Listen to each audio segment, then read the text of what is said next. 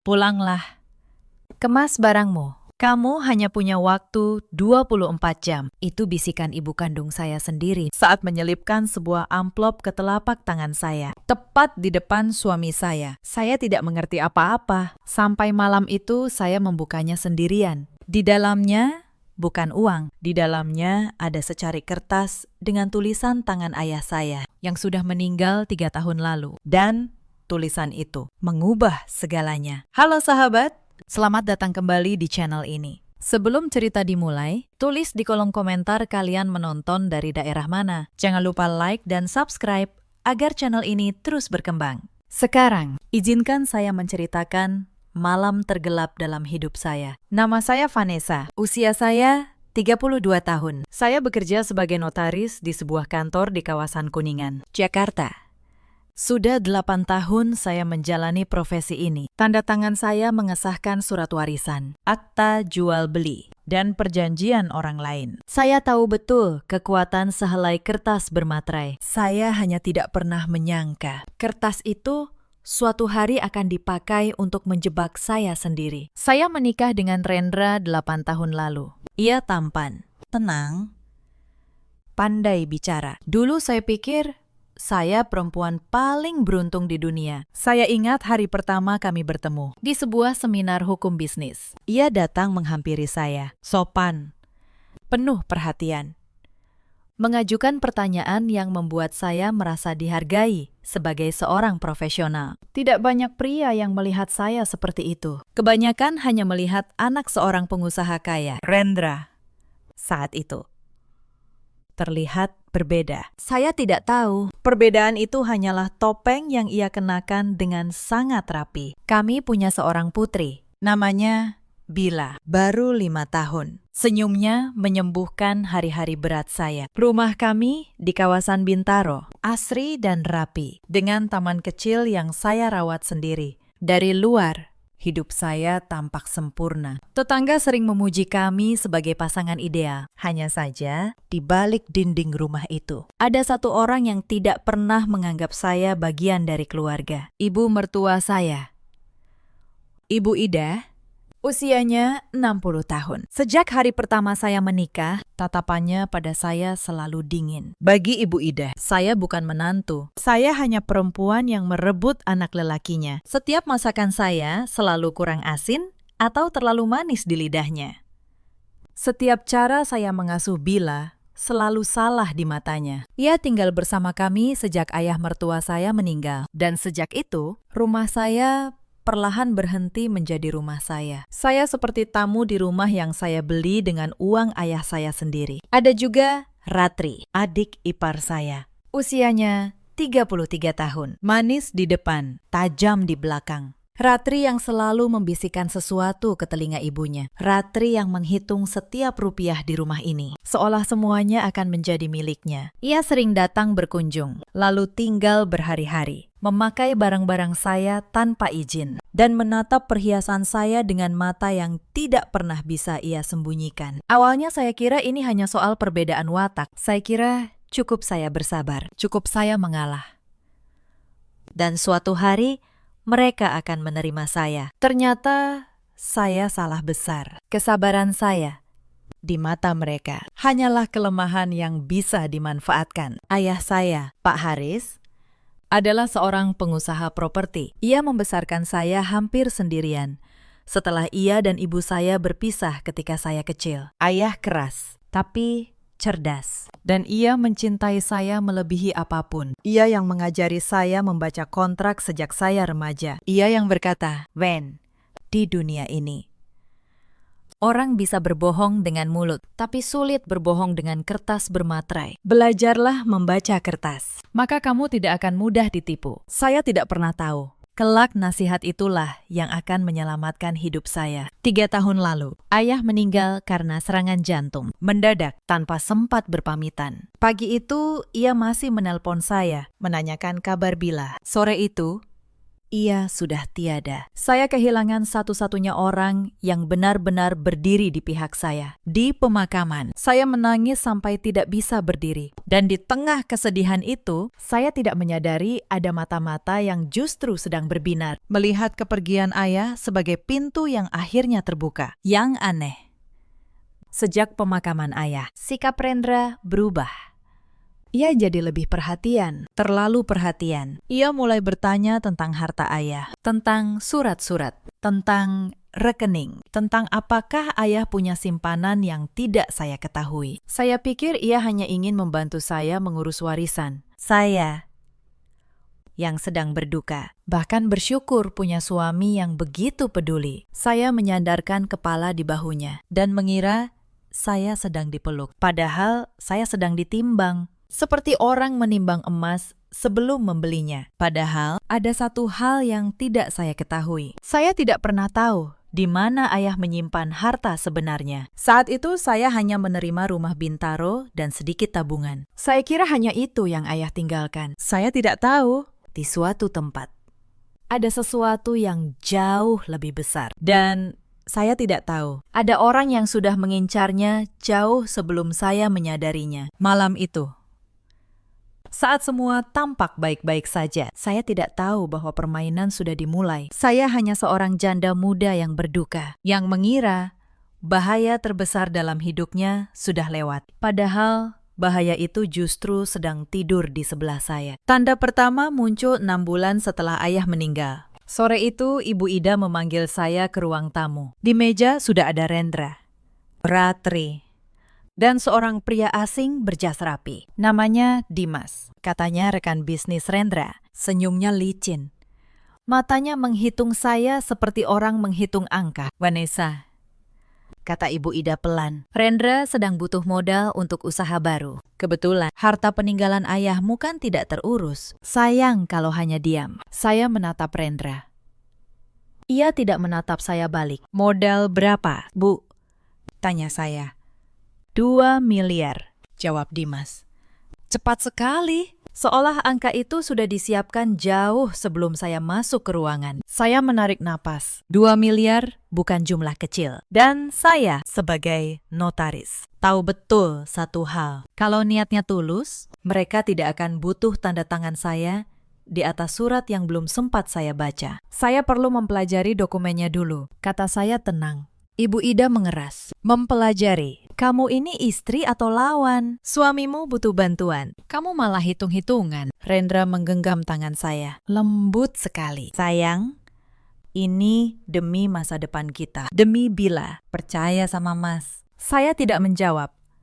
Tapi malam itu, saya tidak bisa tidur. Saya merasa ada yang salah. Tapi saya belum tahu apa. Saya belum tahu. Ini baru permulaan dari sebuah rencana yang sudah disusun rapi. Beberapa hari kemudian, satu persatu hal aneh mulai terjadi. Pertama, kartu ATM saya tiba-tiba diblokir. Saya datang ke bank dan petugas berkata, ada permintaan pemblokiran dari pemegang kartu tambahan. Pemegang kartu tambahan itu Rendra. Saya menelpon Rendra. Ia bilang itu hanya kekeliruan sistem. Tapi matanya saat ia berkata begitu di rumah tidak pernah lepas dari layar ponselnya. Sejak hari itu, setiap rupiah yang saya pegang harus melewati tangannya. Kedua, telepon genggam saya mulai bermasalah. Pesan masuk terlambat. Beberapa email penting dari kantor tidak pernah sampai. Saya kira hanya gangguan jaringan biasa. Saya tidak tahu ada tangan yang sengaja memutus saya dari dunia luar. Sedikit demi sedikit, saya dijadikan tuli dan buta di rumah saya sendiri. Ketiga, Ibu Ida mulai mengatur segalanya. Ia memutuskan siapa yang boleh berkunjung. Ia memeriksa siapa yang menelepon saya. Bahkan saat saya hendak menjemput Bila dari sekolah, Ratri selalu menawarkan diri lebih dulu. Biar aku saja. Mbak, kamu kan capek, katanya manis. Tapi setiap kali, saya merasa anak saya perlahan dijauhkan dari pelukan saya. Itu yang paling menyakitkan. Mereka tahu, Bila adalah titik terlemah saya. Keempat, Mereka mulai menyentuh harga diri saya di depan orang. Suatu kali, saat ada tamu keluarga besar Rendra, Ibu Ida berkata di hadapan semua orang bahwa saya istri yang tidak becus mengurus rumah, bahwa saya terlalu sibuk dengan pekerjaan, bahwa Rendra menderita karena saya. Semua orang menatap saya, dan Rendra, suami saya, hanya tersenyum. Tidak membela saya sedikit pun. Saya menelan malu itu bulat-bulat. Saya kira kalau saya diam, badai akan reda. Puncaknya terjadi di sebuah acara arisan keluarga besar di hadapan puluhan kerabat. Ibu Ida sengaja membuat panggung. Ia berkata dengan suara yang dibuat sedih bahwa ia khawatir pada kondisi mental saya, bahwa akhir-akhir ini saya sering mengamuk, lupa diri, dan berbicara sendiri. Semuanya bohong, tapi ia mengatakannya dengan begitu meyakinkan, sampai beberapa kerabat menatap saya dengan iba, dan sebagian lagi dengan curiga. Ratri menimpali. Iya, kasihan Mas Rendra, sabar sekali menghadapi istri seperti itu. Saya duduk di sana, dipermalukan di depan banyak orang, tanpa bisa membela diri. Karena semakin saya membantah, semakin saya terlihat seperti orang yang persis mereka gambarkan. Saat itu saya belum sadar, ini bukan sekedar penghinaan. Ini adalah persiapan. Mereka sedang membangun reputasi palsu, agar saat saya benar-benar dimasukkan ke rumah sakit jiwa nanti, semua orang akan percaya. Mereka menanam kesaksian jauh sebelum kejahatannya dilakukan. Kelima, uang belanja rumah dipotong terus. Padahal saya tahu gaji Rendra utuh, malah bertambah. Dari usaha baru yang tidak pernah jelas bentuknya, saya mulai bertanya-tanya, kemana uang itu pergi? Tapi setiap kali saya bertanya, jawabannya selalu sama. Jangan ikut campur urusan laki-laki. Vanessa, saya mencoba bicara dengan Rendra. Suatu malam, di kamar, saya memberanikan diri. Mas, aku merasa ada yang berubah di rumah ini. Aku merasa diawasi terus. Rendra menutup laptopnya pelan. Ia tersenyum.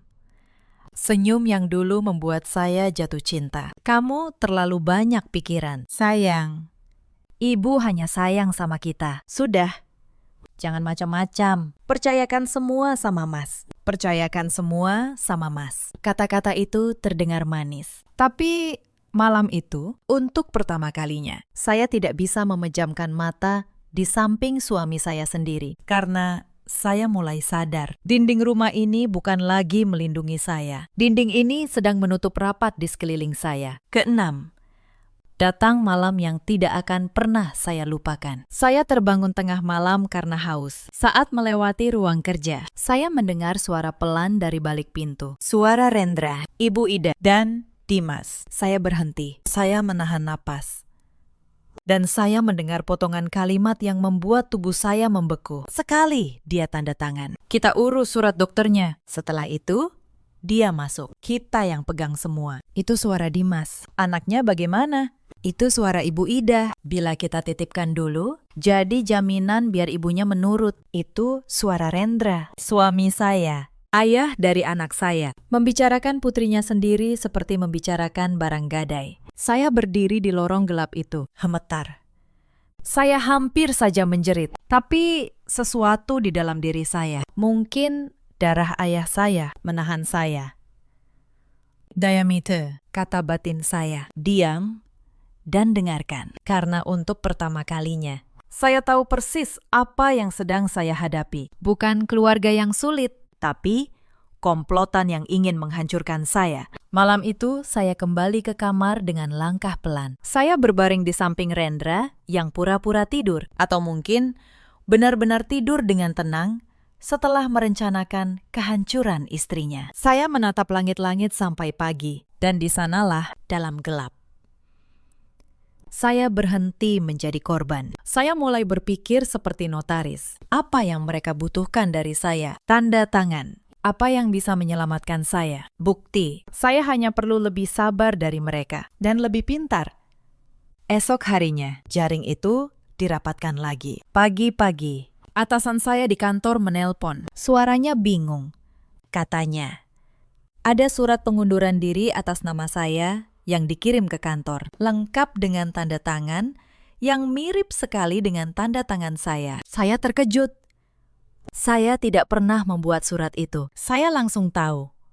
Ini ulah mereka. Mereka ingin memutus saya dari satu-satunya tempat di mana saya masih punya nama, punya kuasa, punya rekan yang menghormati saya. Saya minta atasan saya menahan surat itu dulu. Jangan diproses. Untungnya, ia mengenal saya bertahun-tahun dan ia percaya pada saya. Tapi di rumah, Rendra sudah menyiapkan ceritanya. Sayang, kamu terlalu capek bekerja. Ibu juga bilang, lebih baik kamu di rumah saja. Urus Bila, biar Mas yang cari nafkah. Senyumnya manis. Tapi saya tahu, ini bukan soal Bila. Ini soal menjadikan saya perempuan tanpa penghasilan, tanpa tempat berlindung, tanpa siapapun di luar yang bisa saya mintai tolong. Tahap demi tahap, mereka mengurung saya. Lalu datang insiden yang membuat saya benar-benar takut. Suatu sore, Bila demam tinggi. Saya panik. Ingin membawanya ke dokter, tapi Ibu Ida menghalangi. Tidak usah ke dokter, cukup dikompres. Buang-buang uang saja. Ratri menahan tangan saya saat saya hendak menggendong Bila. Saya tidak mengerti mengapa mereka begitu keras kepala soal hal sederhana. Sampai akhirnya, diam-diam saya membawa Bila ke klinik sendiri saat mereka lengah. Dan dokter berkata, demam itu efek dari obat yang tidak seharusnya diberikan pada anak. Seseorang sudah memberi Bila obat tidur agar ia anteng, agar ia mudah dipindahkan tanpa rewel. Mereka membius anak saya. Hari itu, untuk pertama kalinya, saya benar-benar membayangkan untuk melawan, bukan sekedar bertahan. Ada satu orang di rumah itu yang diam-diam berpihak pada saya. Mbak Asih, pembantu yang sudah lama bekerja di keluarga itu. Suatu pagi, saat mencuci piring, ia berbisik tanpa menoleh. Bu Vanessa, hati-hati. Saya sering dengar mereka bicara malam-malam. Mereka mau ambil semua punya ibu. Simpan baik-baik kalau ada surat penting. Saya menahan air mata. Di tengah para serigala, masih ada satu manusia. Mbak Asih kelak akan menjadi saksi yang berani. Tapi saat itu, bisikannya saja sudah memberi saya kekuatan untuk tidak menyerah. Malam-malam berikutnya, saya semakin waspada. Saya perhatikan teh hangat yang selalu Ratri buatkan untuk saya sebelum tidur. Rasanya sedikit pahit. Saya pura-pura meminumnya, lalu diam-diam membuangnya ke wastafel. Karena saya curiga, mereka mulai membuat saya tidur lebih nyenyak dari seharusnya, agar saya tidak mendengar apa yang mereka rencanakan. Sejak malam itu, saya tidak pernah lagi menyentuh apapun yang mereka berikan. Saya harus tetap sadar, saya harus tetap waspada, karena saya tahu momen penentuan sudah semakin dekat. Mereka juga mulai memutus saya dari ibu kandung saya, Ibu Santi. Selama ini, hubungan kami memang tidak terlalu dekat, karena ia dan ayah berpisah saat saya kecil. Tapi setelah ayah meninggal, Ibu Santi berkali-kali mencoba menghubungi saya, ingin memperbaiki hubungan. Setiap kali ia menelpon, Rendra atau Ibu Ida selalu menemukan alasan agar saya tidak bisa menemuinya. Untuk apa dekat-dekat dia? Dulu dia meninggalkanmu, kata Ibu Ida. Mereka tidak ingin saya punya sekutu di luar rumah. Mereka tidak tahu, justru ibu yang dulu jauh itulah yang kelak akan menyelipkan amplop penyelamat ke tangan saya. Suatu hari, Ibu Santi nekat datang ke rumah. Ibu Ida menyambutnya dengan dingin, hampir mengusirnya. Tapi di tengah keributan kecil itu, di depan Rendra yang berdiri menjaga, Ibu Santi sempat memeluk saya. Dan di telinga saya, ia berbisik pelan dengan suara bergetar sambil menyelipkan amplop tipis ke tangan saya. Pulanglah, nak. Kemas barangmu. Kamu hanya punya waktu 24 jam. Ibu tahu semuanya. Pak Burhan sudah cerita. Percaya pada ibu sekali ini saja. Lalu ia pergi. Secepat ia datang. Sebelum Rendra sempat curiga. Itulah amplop yang saya buka malam itu, sendirian.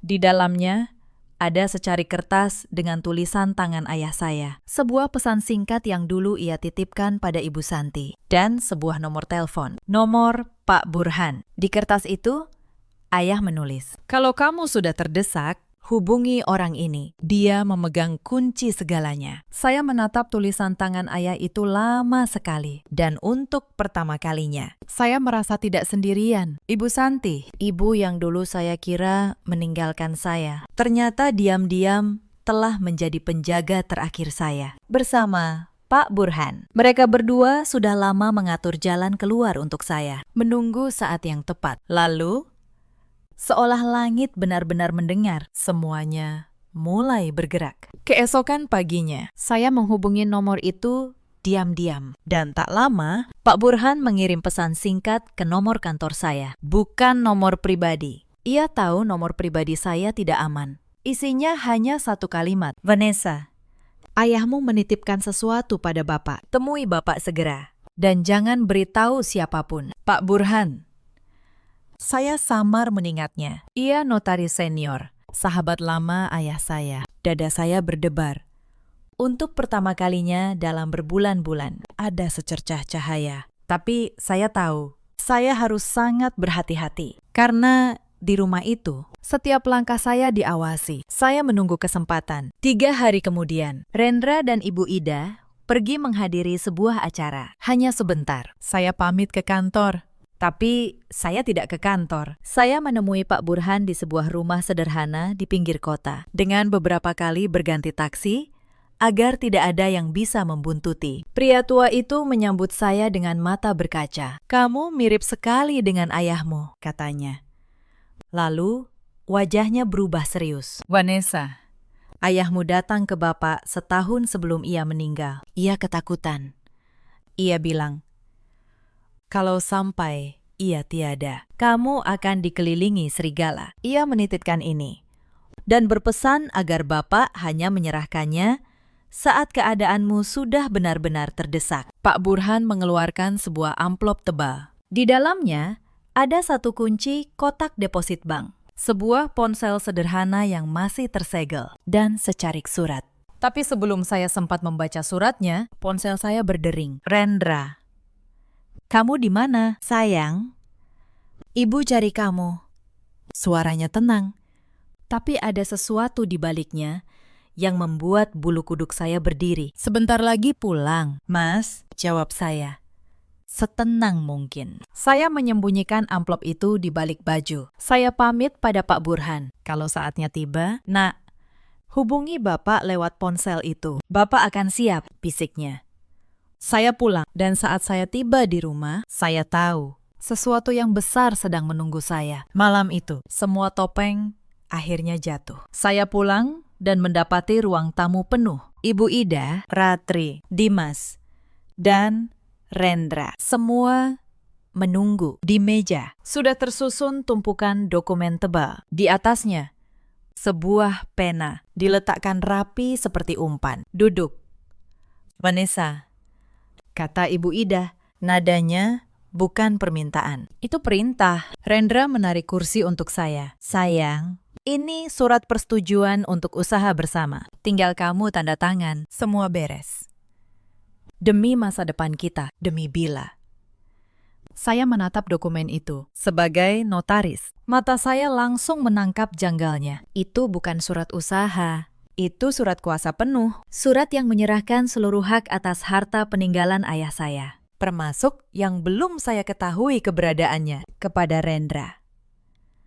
Dan di klausul terakhir, sebagian besar mengalir ke nama Dimas. Ada juga surat pengakuan utang palsu, seolah saya berutang miliaran pada mereka. Dan yang paling membuat darah saya membeku, ada satu lembar surat keterangan dokter yang menyatakan bahwa saya, Vanessa, mengalami gangguan kejiwaan dan tidak cakap mengurus harta sendiri. Mereka tidak hanya ingin harta saya, mereka ingin menghapus saya dari muka bumi secara hukum. Saya tidak akan menandatangani ini, kata saya. Suara saya bergetar, tapi saya tahan sekuat tenaga. Ibu Ida tersenyum dingin. Oh, kamu akan menandatanganinya. Kalau tidak, kamu tidak akan pernah melihat Bila lagi. Anak itu sekarang ada di tempat yang hanya kami yang tahu. Dunia saya runtuh saat itu juga. Bila mereka memakai anak saya sebagai sandera, saya menatap Rendra, ayah dari anak itu, dan pria itu hanya menunduk, tidak membela siapa-siapa, kecuali dirinya sendiri. Tangan saya bergerak mengambil pena. Tapi di dalam saku saya, jari saya yang lain menekan satu tombol. Tombol rekam di ponsel sederhana yang diberikan Pak Burhan. Sebuah ponsel yang sama sekali tidak mereka ketahui. Sebelum saya tanda tangan, kata saya pelan. Saya ingin dengar dari ibu sendiri, untuk apa sebenarnya semua ini? Dan keserakahan membuat mereka ceroboh. Ibu Ida tertawa, puas, merasa sudah menang.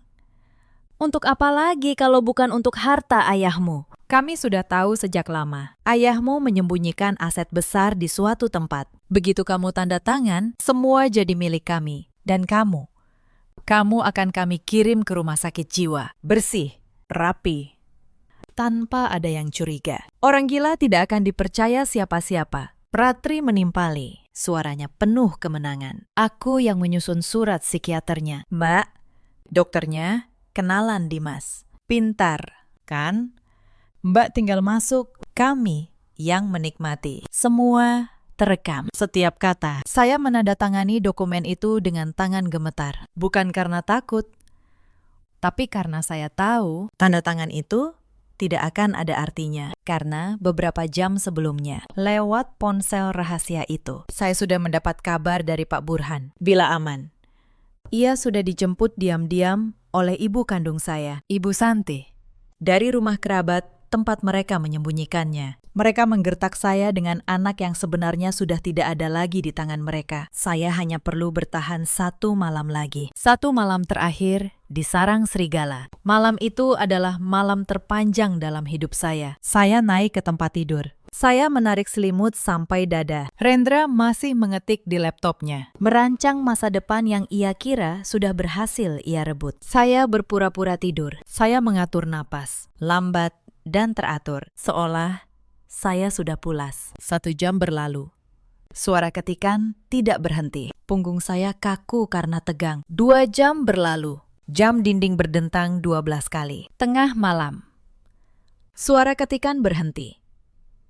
Rendra menutup laptopnya. Langkahnya masuk ke kamar mandi. Saya dengar suara air mengalir. Beberapa menit kemudian, ia keluar, berbaring di samping saya, dan melingkarkan lengannya ke pinggang saya. Selamat tidur, sayang, bisiknya di tengkuk saya. Saya ingin sekali berteriak. Saya ingin mendorong lengan itu jauh-jauh. Tapi saya diam. Saya membiarkan tubuh saya lemas. Saya menunggu. Setiap detik terasa seperti 1 jam penuh. Saya mendengarkan napasnya. Mula-mula pelan, lalu lebih dalam dan lebih berat. Jam 1 dini hari, lalu terdengar dengkuran halus. Ia sudah tidur, tenang, tanpa beban.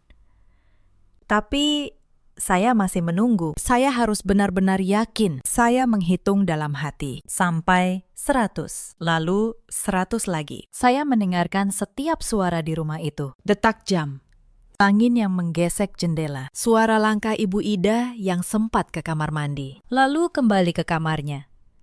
Saya menunggu sampai seluruh rumah benar-benar tenggelam dalam tidur. Jam 2 pagi, saya mulai bergerak. Pelan, sangat pelan. Saya menyingkirkan lengannya dari pinggang saya. Setiap gerakan, saya hitung. Setiap detik, saya tahan napas. Saya turun dari ranjang tanpa suara. Kaki saya menyentuh lantai dingin dengan hati-hati. Takut sedikit pun derit akan membangunkannya. Saya mengambil tas kecil yang sudah saya siapkan dan sembunyikan di balik lemari. Kunci kotak deposit yang sudah saya terima dari Kap Burhan. Ponsel rekaman berisi pengakuan mereka dan surat ayah. Saya melewati lorong dengan langkah seperti pencuri di rumah saya sendiri. Saya membuka pintu kamar Bila yang kosong, mengambil boneka kesayangannya, lalu menutupnya kembali. Di ruang tamu, saya hampir tersandung meja. Jantung saya berhenti sesaat, tapi tidak ada yang terbangun. Saya membuka kunci pintu depan, perlahan. Sedikit demi sedikit. Sampai akhirnya, udara malam yang sejuk menyentuh wajah saya. Di ambang pintu, saya menoleh sekali ke arah belakang, ke arah pria yang dulu saya cintai. Dulu, saya rela melakukan apa saja untuknya. Saya rela meninggalkan karir saya untuknya kalau ia minta. Malam ini, saya hanya ingin pergi sejauh mungkin dan tidak pernah kembali. Lalu, Saya melangkah keluar dan menutup pintu itu di belakang saya untuk selamanya. Di depan rumah, agak jauh dari pagar, sebuah mobil tua sudah menunggu dengan lampu padam. Pak Burhan di balik kemudi dan di kursi belakang. Ibu kandung saya, Ibu Santi, memeluk Bila yang tertidur lelap. Saya naik. Pintu tertutup pelan. Mobil melaju membelah malam tanpa menyalakan lampu sampai ujung gang. Untuk pertama kalinya dalam berbulan-bulan, saya bisa benar-benar bernapas. Saya menoleh ke belakang, menatap Bila yang tidur damai, lalu menatap ibu saya. Maaf, Bu. Baru sekarang aku percaya pada ibu, bisik saya. Ibu Santi hanya menggenggam tangan saya erat. Air mata mengalir di pipinya. Itu sudah cukup. Tidak ada kata yang perlu diucapkan lagi. Di rumah sederhana Pak Burhan. Akhirnya, saya membaca surat ayah saya sampai habis. Putriku tercinta, Vanessa. Jika kamu membaca surat ini, berarti ketakutan terbesar ayah telah terjadi. Ayah tahu ada orang-orang di sekitarmu yang hanya menginginkan harta, bukan dirimu. Karena itu, ayah tidak pernah menaruh segalanya di tempat yang mudah dijangkau. Di kotak deposit bank ini, ada semua yang kamu butuhkan. Surat kepemilikan aset yang sebenarnya, bukti-bukti. Dan satu hal lagi yang akan menjaga dirimu. Percayalah pada Pak Burhan. Tapi yang terpenting, percayalah pada dirimu sendiri. Kamu jauh lebih kuat dari yang kamu kira. Bangkitlah. Nak, ayah, air mata saya jatuh. Tapi kali ini bukan air mata kehancuran. Itu air mata seseorang yang baru saja menemukan kembali pijakannya. Ayah saya, bahkan dari dalam kubur, masih melindungi saya. Pagi-pagi sekali, pukul 8. Saat bank baru saja buka, saya dan Pak Burhan tiba di sana. Saya memakai pakaian sederhana pinjaman, dengan wajah yang nyaris tak dikenali. Jantung saya berdebar di setiap lampu merah. Takut mobil Rendra tiba-tiba muncul di samping kami. Tapi tidak ada. Mereka pasti masih tidur.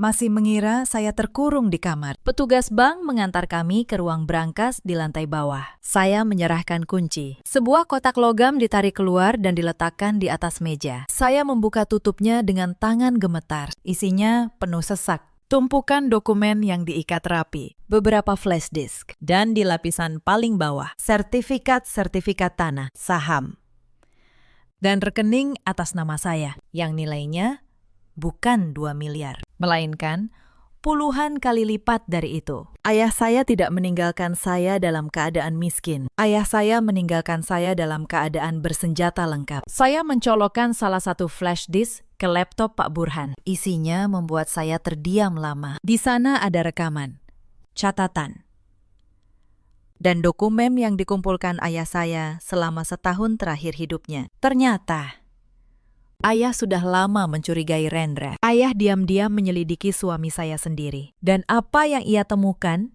jauh lebih busuk dari yang pernah saya bayangkan. Ada foto-foto Rendra bertemu Dimas di tempat-tempat yang tidak pernah ia ceritakan pada saya. Ada catatan rekening yang menunjukkan aliran uang dari beberapa nama perempuan yang tidak saya kenal. Ada salinan akta nikah lama atas nama Rendra dengan perempuan lain di kota lain. Bertahun-tahun sebelum ia menikahi saya. Pernikahan yang tidak pernah ia sebut. Saya menatap layar itu dengan tangan dingin. Selama ini, saya tidur di samping orang yang sama sekali tidak saya kenal. Rendra dan Dimas bukan sekedar pasangan pencari harta. Mereka adalah komplotan. Sudah beberapa kali mereka melakukan hal yang persis sama. Menikahi perempuan berharta tanpa ayah yang melindungi. Mengisolasinya pelan-pelan. Memalsukan surat keterangan jiwa. Lalu menguras semuanya dan membuang sang istri seperti sampah. Dimas yang mengatur dokter palsu dan jaringan hukumnya. Rendra yang memerankan suami penyayang dengan sempurna. Dan Ibu Ida, ibu kandung Rendra, yang menjadi sutradara di balik semuanya. Saya bukan korban pertama. Saya hanya ditakdirkan untuk menjadi korban terakhir. Di flash disk terakhir, ada pesan video pendek dari ayah saya. Wajahnya lelah, lebih tua dari yang saya ingat. Van, kalau kamu lihat ini, maafkan ayah, karena tidak sempat memperingatkanmu langsung. Ayah takut kalau ayah bicara, mereka akan mempercepat rencananya. Jadi, Ayah siapkan semua ini diam-diam. Gunakan dengan kepala dingin, jangan dengan amarah. Kalahkan mereka dengan kebenaran, bukan dengan kebencian. Ayah percaya padamu. Saya menutup mata. Lalu, saya membukanya kembali. Dan saat itu, air mata saya sudah berganti menjadi tekad. Saya menatap Pak Burhan. Pakistan, ini bukan lagi soal harta. Ini soal kejahatan yang harus dihentikan. Pak Burhan mengangguk. Lalu, apa rencanamu, Nak? Saya menarik napas panjang. Tangan saya yang semalam gemetar, kini diam. Tenang, saya akan memberi mereka apa yang mereka cari. Tapi tidak dengan cara yang mereka kira. Hari itu juga, saya bekerja. Bukan menangis, bukan bersembunyi. Saya bekerja seperti yang ayah ajarkan. Saya menyalin semua bukti. Rekaman pengakuan Ibu Ida dan Ratri malam itu. Dokumen warisan dari ayah. Surat keterangan jiwa palsu yang nyaris menghancurkan saya. Catatan tentang korban-korban sebelumnya. Saya menyusun semuanya menjadi satu berkas rapi. Layaknya saya menyusun sebuah akta. Karena inilah keahlian saya. Inilah senjata saya.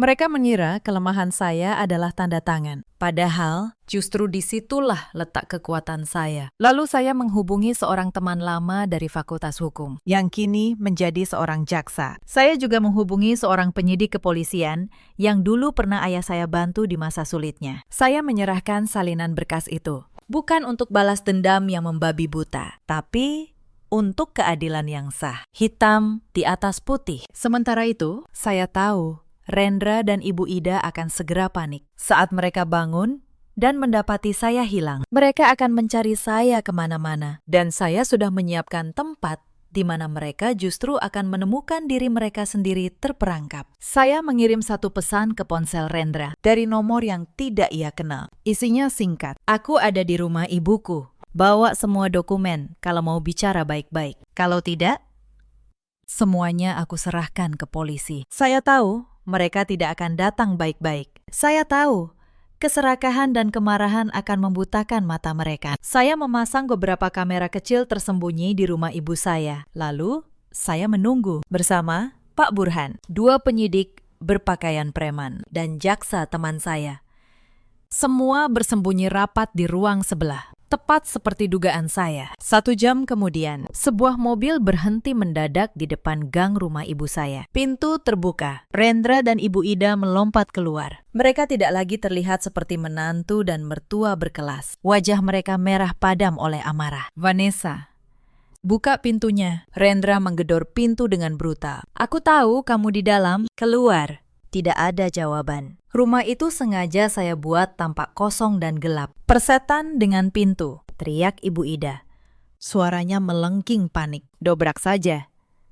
Dengan kemarahan yang membabi buta, Rendra mengambil ancang-ancang dan menendang pintu. Sekali, 2 kali. Pintu kayu sederhana itu terlepas dari engselnya. Mereka menerobos masuk ke ruang tamu yang remang-remang. Mata mereka liar mencari saya, tanpa menyadari betapa sunyinya rumah itu. Vanessa, keluar kamu, teriak Rendra. Menendang meja kopi hingga terbalik. Vas bunga di atasnya pecah berantakan. Lalu, dalam 1 detik, lampu menyala. Terang benderang. Saya berdiri di tangga, tenang, dengan ponsel di tangan. Di sebelah saya, jaksa dan 2 penyidik. Pak Burhan duduk di kursi, jarinya menekan tombol di laptop. Dan dari pengeras suara terdengar jelas, memenuhi seluruh ruangan. Suara Ibu Ida sendiri. Untuk apa lagi kalau bukan untuk harta ayahmu? Begitu kamu tanda tangan, semua jadi milik kami. Dan kamu akan kami kirim ke rumah sakit jiwa. Wajah Ibu Ida memucat seketika. Rendra terdiam. Tubuhnya kaku seperti patung. Itu bukan apa-apa. Ibu Ida tergagap. Itu pengakuan, Bu, kata saya. Suara saya tidak lagi bergetar. Pengakuan atas percobaan penipuan, pemalsuan surat dokter, dan rencana mengurung orang sehat di rumah sakit jiwa. Dan itu baru 1 berkas. Saya masih punya yang lain. Tentang korban-korban sebelum saya, tentang Dimas, tentang semua yang sudah kalian lakukan selama bertahun-tahun. Ratri, yang baru saja masuk di belakang mereka, langsung pucat dan hendak berbalik lari. Tapi seorang penyidik sudah berdiri menghadang di ambang pintu. "Mau kemana, Bu?" katanya tenang. Ratri terdiam di tempat. Tubuhnya bergetar. Tas mewah yang ia jinjing terjatuh ke lantai. Isinya berserakan, termasuk salinan surat dokter palsu yang baru ia siapkan. Bukti itu pun memungut dirinya sendiri. Dimas, yang ternyata menunggu di dalam mobil di luar, mencoba kabur saat melihat keributan. Tapi di ujung gang sudah ada mobil polisi lain yang menghadang. Ia tertangkap sebelum sempat menyalakan mesin. Satu persatu, simpul jaring yang dulu mereka pasang untuk saya, kini menjerat leher mereka sendiri. Saudara Rendra, Saudari Ida, Saudari Ratri, kata jaksa teman saya dengan tenang dan tegas. Kalian ditahan atas dugaan penipuan, pemalsuan dokumen, dan percobaan perampasan kebebasan. Segala yang sudah kalian ucapkan akan menjadi barang bukti. Rendra menatap saya. Untuk pertama kalinya, topeng tampannya hancur total. "Vanessa, sayang, ini salah paham. Aku mencintaimu. Demi Bila, jangan pernah sebut nama anak saya." Potong saya. Dingin, tegas. "Kamu memakai dia sebagai jaminan. Kamu kehilangan hak menyebut namanya sejak malam itu." Ibu Ida masih mencoba melawan, menuding saya dengan jari gemetar. "Kamu durhaka, kamu menjebak keluargamu sendiri." Saya menatapnya lurus. Keluarga tidak menukar menantunya dengan kamar di rumah sakit jiwa. "Bu, kalian bukan keluarga saya. Kalian hanya orang asing yang kebetulan tinggal di rumah saya terlalu lama." Mereka digiring keluar satu persatu. Tetangga mulai berkumpul, menyaksikan menantu yang dulu mereka kira lemah dan penurut, kini berdiri tegak di puncak tangga. Saya tidak merasa menang, saya hanya merasa akhirnya. Beban berat di dada saya terangkat juga. Proses hukum berjalan berbulan-bulan, tapi bukti yang ayah saya tinggalkan terlalu kuat untuk dipatahkan oleh pengacara manapun. Di awal persidangan, mereka masih sombong. Rendra menyewa pengacara mahal. Ibu Ida memasang wajah seorang ibu tua yang teraniaya, menangis di depan hakim.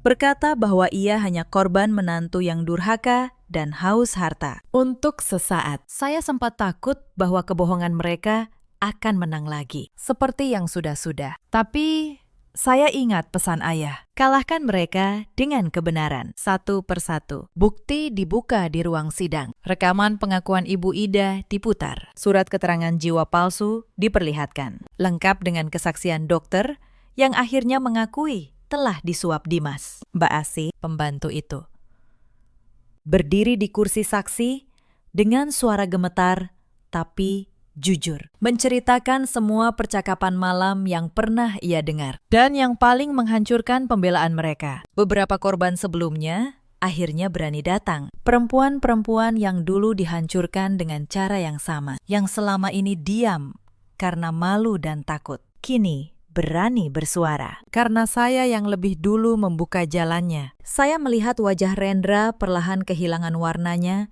Seiring satu persatu korbannya bersaksi. Saya melihat Ibu Ida berhenti menangis, karena tidak ada lagi gunanya berpura-pura. Keserakahan yang dulu membuat mereka merasa tak terkalahkan, kini menjadi tali yang menjerat leher mereka sendiri. Komplotan itu akhirnya terbongkar seluruhnya. Ternyata Dimas adalah otak dari sebuah sindikat yang sudah menjerat banyak perempuan di berbagai kota. Rendra adalah aktor utamanya. Wajah tampan yang dipakai untuk memikat, dan Ibu Ida, sang ibu, yang seharusnya menjaga anaknya tetap di jalan yang benar, justru menjadi perancang dingin di balik setiap kejahatan. Vonis pun dijatuhkan. Dimas dihukum penjara seumur hidup sebagai dalang utama. Rendra dan Ibu Ida divonis belasan tahun penjara. Ratri yang menyusun surat-surat palsu itu ikut menanggung hukumannya, dan seluruh harta yang mereka coba rampas dikembalikan kepada saya, satu-satunya pemilik yang sah. Tapi saya tidak menyimpan semuanya untuk diri saya sendiri. Setahun kemudian, di sebuah ruangan yang terang dan penuh perempuan, saya berdiri di depan sebuah papan nama yang baru, Yayasan Haris. Saya beri nama itu dengan nama ayah saya. Sebuah yayasan yang memberikan bantuan hukum dan pendampingan psikologis bagi perempuan korban penipuan dan kekerasan dalam rumah tangga. Racun yang nyaris membunuh saya ubah menjadi obat bagi orang lain. Di tempat lain, di balik jeruji yang berbeda, mereka yang dulu merasa berkuasa, kini bukan siapa-siapa. Rendra yang dulu memesona, kini hanya seorang narapidana dengan tatapan kosong dan amarah yang terpendam, sia-sia. Ibu Ida, yang dulu memerintah dari kursi belakang mobil mewah, kini menjahit seragam penjara dengan tangan yang kapalan. Dan Ratri, yang dulu menghitung setiap rupiah di rumah saya, kini tidak punya apapun lagi untuk dihitung. Bila tumbuh sehat dan ceria, dikelilingi cinta dari saya dan neneknya, Ibu Santi. Ia tidak tahu betapa dekat ia dulu dengan bahaya. Kadang ia bertanya tentang ayahnya. Saya hanya menjawab, ayahnya pergi jauh, dan saya akan selalu ada untuknya. Suatu hari, saat ia cukup dewasa, saya akan menceritakan semuanya tentang bagaimana seorang kakek yang tidak pernah ia temui telah menyelamatkan hidup ibunya, dan bagaimana seorang nenek yang dulu jauh kembali tepat pada waktunya. Tapi untuk sekarang, biarlah ia hanya menjadi anak kecil yang bahagia. Itu saja yang saya inginkan. Hubungan saya dengan Ibu Santi pun perlahan pulih. Bertahun-tahun kami terpisah oleh jarak dan luka lama. Tapi di malam paling gelap dalam hidup saya, justru ia yang mengulurkan tangan. Saya belajar satu hal. Terkadang, orang yang kita kira telah meninggalkan kita sebenarnya hanya sedang menunggu kesempatan untuk kembali. Dan terkadang, orang yang kita sebut keluarga setiap hari justru yang paling ingin menghancurkan kita. Suatu malam, saya berdiri di balkon apartemen baru saya. Saya menatap langit malam yang cerah. Untuk pertama kalinya dalam waktu yang sangat lama, saya merasa damai. Saya telah melewati malam tergelap dalam hidup saya. Dan kini, fajar baru saya telah tiba. Saya bukan lagi perempuan yang menunggu di kursi penumpang, takut membuka jendela. Saya adalah perempuan yang memegang kemudi hidupnya sendiri. Cerita ini mengajarkan satu hal. Jangan pernah menyerahkan tanda tanganmu, hidupmu, atau dirimu pada orang yang menyebut dirinya keluarga, tapi memperlakukanmu seperti mangsa. Dan jangan pernah meremehkan kekuatan seorang perempuan yang sudah tidak punya apapun lagi untuk ditakuti. Karena perempuan yang sudah kehilangan rasa takutnya adalah perempuan yang paling kuat di dunia. Ada banyak perempuan di luar sana yang seperti saya dulu, tersenyum di depan orang, hancur di balik dinding rumah, merasa harus selalu bersabar, harus selalu diam demi satu kata, keluarga. Jika kalian salah satunya, dengarlah baik-baik. Diam itu bukan kebaikan. Kalau diam, justru pelan-pelan membinasakanmu. Ada juga banyak suami di luar sana seperti Rendra, manis di bibir, busuk di hati, yang tega menukar istrinya sendiri dengan uang. Dan ada pula para ibu mertua yang lupa bahwa menantu mereka juga anak perempuan kesayangan dari seorang ibu yang lain. Dalam hidup, kita selalu punya pilihan untuk tetap diam atau untuk bangkit. Saya memilih bangkit dan saya tidak pernah menyesalinya. Kalau kalian sedang berada di malam tergelap kalian sekarang, ingatlah, fajar selalu datang untuk mereka yang berani bertahan sampai pagi. Ceritakan kisah kalian di kolom komentar. Terima kasih sudah menemani saya sampai akhir. Sampai jumpa di cerita berikutnya.